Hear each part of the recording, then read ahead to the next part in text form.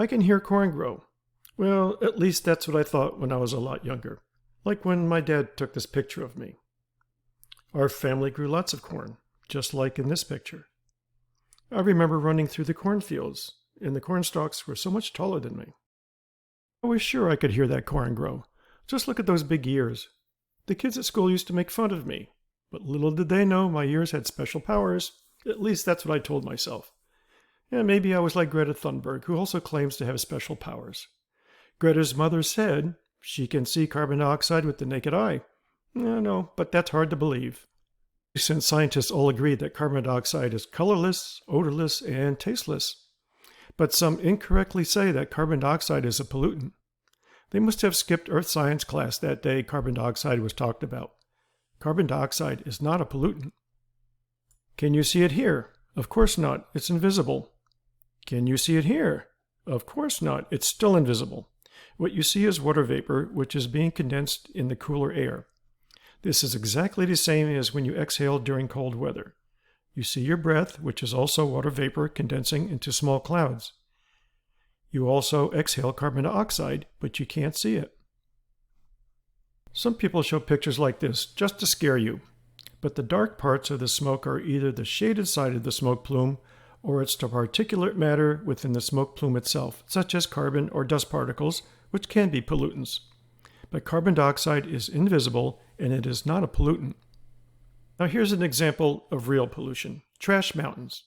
And unlike carbon dioxide, you can see trash mountains. You can smell trash mountains, and I'm told they don't taste too good either. Egyptians are known for their stone mountains called pyramids, while humans today, well, we're now known for trash mountains. Let's see if we can fix our trash mountain problem and not falsely blame carbon dioxide as a pollutant.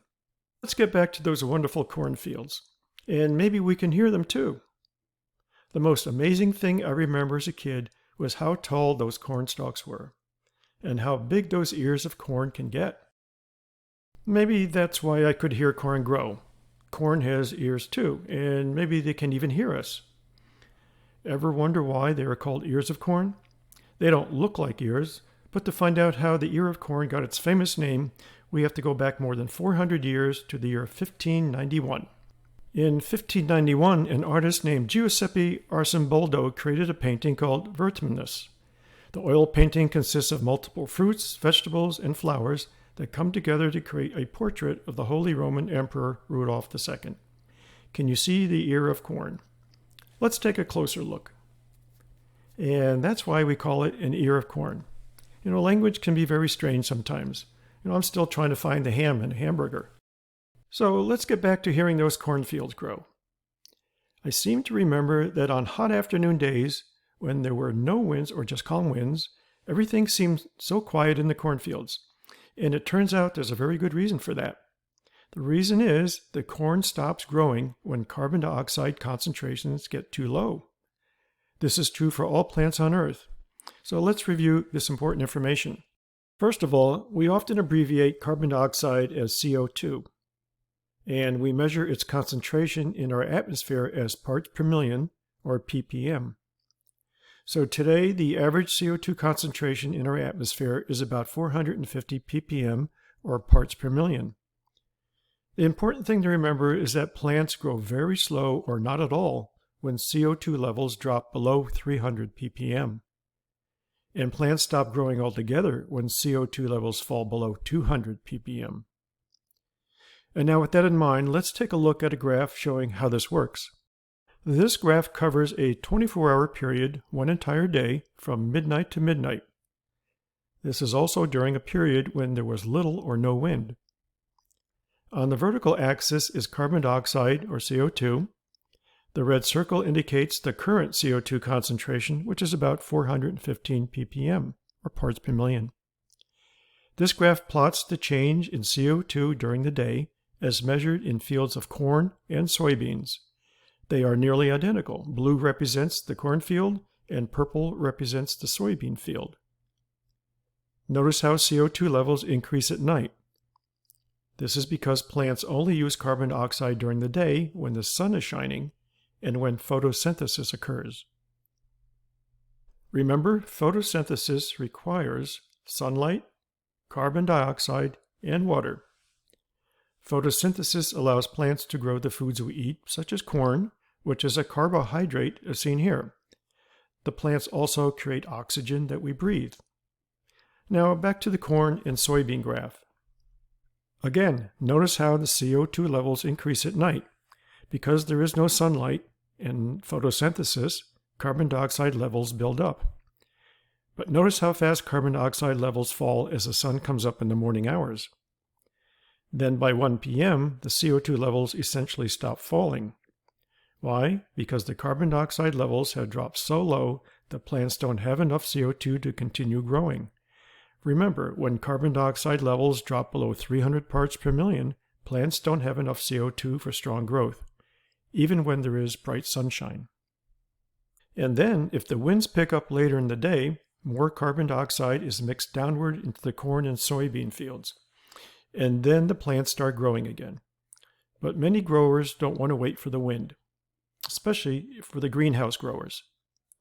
So they pump extra carbon dioxide into the greenhouses, and in this way the plants can continue to grow all the while the sun is shining. The plants also grow bigger and faster. Here's an example of how much better plants grow with increasing amounts of carbon dioxide. By doubling CO2 levels, you essentially double the height of this tree. They were all grown during the same time period, but with increasing amounts of carbon dioxide.